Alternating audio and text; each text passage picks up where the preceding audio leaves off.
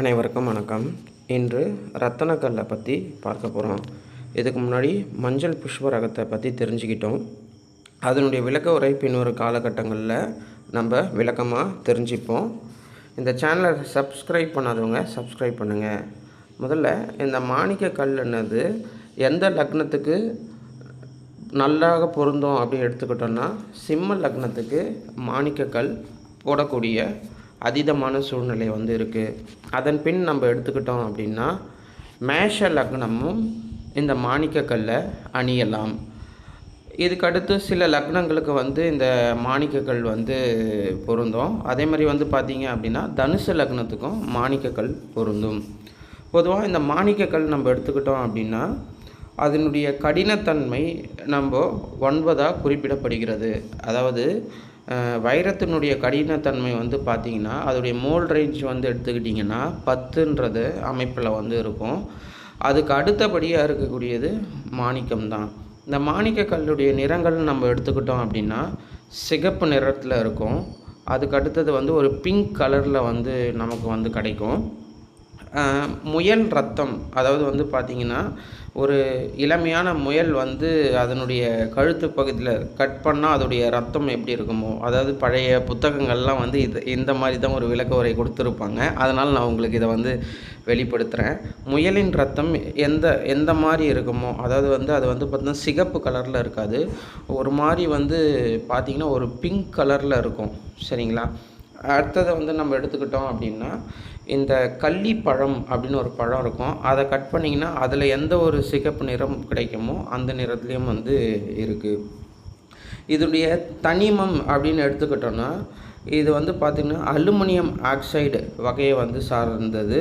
இதனுடைய minerals family அப்படின்னு பார்த்தோம் அப்படின்னா, கொரண்டம் துடைய ஃபேமிலி வகை, அதாவது இதனுடைய குடும்பம் கொரண்டம் ஃபேமிலி வரும். அடுத்தது இது ஒரு ப்ரீசியஸ் ஸ்டோன். ப்ரீசியஸ் ஸ்டோன்னா பூமிக்கு அடியில் கிடைக்கக்கூடிய ஒரு உயர்தர ரத்தனமாக கருதப்படுகிறது. அதுவும் இல்லாமல் நவரத்தனங்களில் சூரியனுக்கு உகந்த கல். அதாவது சூரியன் நம்ம எடுத்துக்கிட்டோம் அப்படின்னா, ஜோதிட சாஸ்திரத்தில் பார்த்திங்கன்னா பேர், புகழ், அதிகாரம், அது மட்டும் இல்லாமல் ஆத்மகாரகனும் கூட.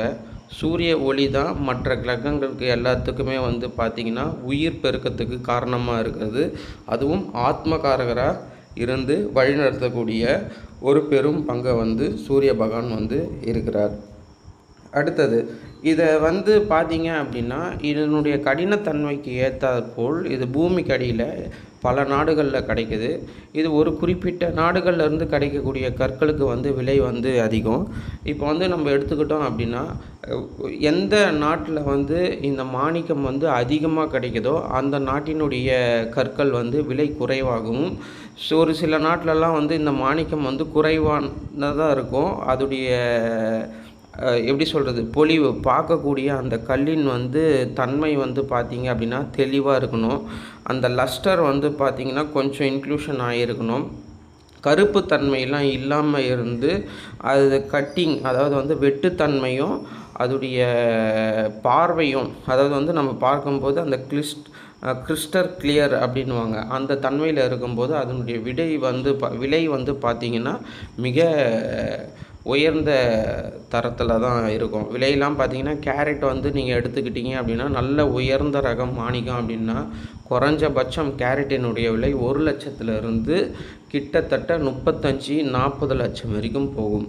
அந்த அளவுக்கு கற்கள் இருக்குது. சில நபர்கள் வாங்கவும் செய்கிறாங்க. இது அதிகமாக நம்ம கிடைக்கக்கூடிய எந்தெந்த கண்ட்ரியில் கிடைக்குதுன்னு நம்ம ஒரு குறிப்பிட்ட நாடுகளை நான் சொல்கிறேன். பர்மா மாணிக்கம் அப்படின்றதும் நமக்கு ரொம்ப ஃபேமஸ்ஸு. அதுக்கப்புறம் மியான்மார், மடகஸ்கரில் பார்த்திங்கன்னா ரூபி பார்த்திங்க, அதாவது மாணிக்கம் அதிகமாக கிடைக்குது. அடுத்தது தாய்லாந்து, தான்சானியா அப்படின்ற கூடிய கண்ட்ரிலையும் கிடைக்குது. மொசாம்பிக் மாணிக்கமும் பார்த்திங்கன்னா ரொம்ப ஃபேமஸ்ஸு. அதாவது நீங்கள் எடுத்துக்கிட்டிங்கன்னா மடகஸ்கர், மியான்மார், பர்மா இதெல்லாம் பார்த்திங்க அப்படின்னா மாணிக்கங்கள்லாம் வந்து அதிகமாக கிடைக்கக்கூடிய இடம். அதுக்கப்புறம் வியட்நாம்லேயும் வந்து பார்த்திங்கன்னா மாணிக்கம் வந்து கட்டுது. அதுக்கடுத்து ஸ்ரீலங்கல் வந்து நீலம் வந்து நமக்கு வந்து நல்ல நீளங்கள்லாம் கிடைக்கக்கூடிய இடம். அதே இடத்துல தான் வந்து பார்த்திங்கன்னா சில மாணிக்க கற்களும் வந்து கிடைக்குது. இப்போ வந்து பார்த்திங்க அப்படின்னா இது வந்து இந்த மாதிரி நாடுகள்லாம் வந்து பார்த்திங்க அப்படின்னா இப்போல்லாம் வந்து உங்களுக்கு வந்து மைன்ஸ் வந்து பார்த்திங்கன்னா இந்த மாதிரி கண்ட்ரிலெல்லாம் வந்து அனுமதி கொடுத்துருக்காங்க. இந்தியாவில் வந்து பார்த்திங்க அப்படின்னா அனுமதி இல்லை. முன்னொரு காலத்தில் அனுமதி இருந்த காலகட்டத்தில், அதாவது வந்து ஆங்கிலேயர்கள் ஆண்ட காலகட்டத்தில் சில மைன்ஸ்லாம் வந்து வைத்து இந்தியாவில் இருக்கக்கூடிய கற்களை வந்து எடுத்துட்டு போனதாக சில பதிவுகள் வந்து இருக்குது. இது பின் வரக்கூடிய காலகட்டங்களில் அது எந்த மாதிரி நிலப்பகுதியில் வந்து பார்த்திங்க அப்படின்னா இந்த அதாவது நவரத்னங்களை எடுத்துகிட்டு போனாங்கன்ற சில குறிப்புகளை வந்து நான் சொல்கிறேன்.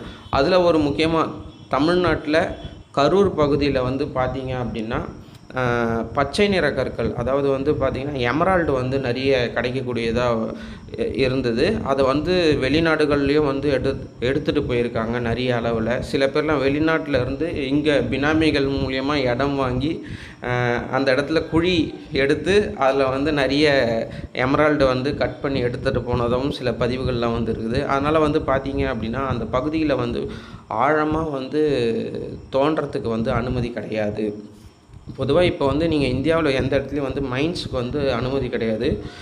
சமீப காலமாக வந்து பார்த்திங்கன்னா ஸ்ரீலங்காவில் ரத்னபுரின்னு ஒரு பகுதி இருக்குது. அந்த பகுதியில் கிடைக்கக்கூடிய மாணிக்கங்கள் கற்கள்லாம் மிக உயர்ந்த விலையாக வந்து இருக்குது. இது வந்து எதுக்கு வந்து பயன்படுத்துகிறாங்க அப்படின்னா அஸ்ட்ராலஜி பர்பஸ்க்கு தான் அதிகமாக வந்து பயன்படுத்துகிறாங்க. வெளிநாடுகளில் இருக்கக்கூடியவங்கெல்லாம் வந்து பார்த்திங்க அப்படின்னா அழகு சாதனத்துக்கு வந்து பயன்படுத்துகிறாங்க. கிரீடங்கள்லாம் பார்த்திங்க அப்படின்னா நம்மளுடைய மாணிக்க கற்கள் தான் வந்து அதிகமாக இருக்கும். அதுக்கப்புறம் நெக்லஸ், மோதிரம், பிரேஸ்லெட், இந்த மாதிரி நிறைய இடத்துல வந்து மாணிக்கத்தை வந்து பயன்படுத்துகிறாங்க. நம்மளுடைய நிறைய கோவில்கள்லாம் வந்து பெருமாள் கோவில்லாம் தாயாருடைய சன்னதிலலாம் பார்த்திங்க அப்படின்னா இந்த நவரத்னங்களில் மாணிக்கம்னக்கூடிய கல் வந்து அதிக பங்களிப்பு வந்து இருக்கக்கூடியதாக வந்து பார்ப்போம். வரக்கூடிய காலகட்டங்களில் வந்து இதை எப்படி பயன்படுத்தினா நமக்கு நல்ல விதத்தில் வந்து நற்பலன்களை வந்து கொடுக்கும் அப்படின்றக்கூடியதை நான் பார்ப்போம். இது சிம்ம லக்னத்துக்கு வந்து உரிய கல். அவங்கவுங்க சக்திக்கு ஏற்ற மாதிரி இந்த கற்களை வாங்கி அணியலாம். அது மட்டும் இல்லாமல் உங்கள் ஜாதகத்தை ஜோதிடர்கிட்ட கொடுத்து கணிச்சு நீங்கள் இதை எந்த காலகட்டங்களில் போடணும், எப்படி அணியணுன்றது சில விதிமுறைகள்லாம் இருக்குது. ஒரிஜினல் ஸ்டோன் மட்டும்தான் அணியணும். அது வந்து எத்தனை கேரட்டில் அணியணும்னு சில கணக்குகள்லாம் இருக்குது. அதை வந்து தெரிஞ்சுக்கிட்டு நீங்கள் போடுறதுன்றது வந்து அனுகூலமான பலன்களை வந்து கொடுக்குன்றது வந்து மாற்று கருத்து இல்லை. வரக்கூடிய காலங்களில் இதை நம்ம தொடர்ந்து பார்ப்போம். சேனலை சப்ஸ்கிரைப் பண்ணாதவங்க சப்ஸ்கிரைப் பண்ணுங்கள். நன்றி, வணக்கம்.